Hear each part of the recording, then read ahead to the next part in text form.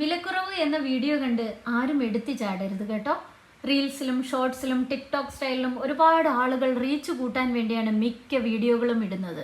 3 പോത്തിന് 24,000 രൂപ എന്ന വീഡിയോ കണ്ട് ഷൈനണ്ണം പോത്ത് വാങ്ങാൻ വേണ്ടി പോയി ശശിയായി തിരികെ വന്നു.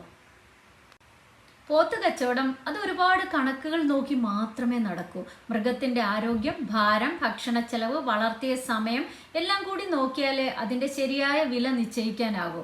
ഒരു വീഡിയോ കണ്ടിട്ട് വിലക്കുറവ് എന്നും പറഞ്ഞ് ഇറങ്ങിത്തിരിക്കരുത്. ഓരോ സാധനത്തിനും ഓരോ ജീവിക്കും അതിൻ്റെ സ്വന്തം വിലയുണ്ട്.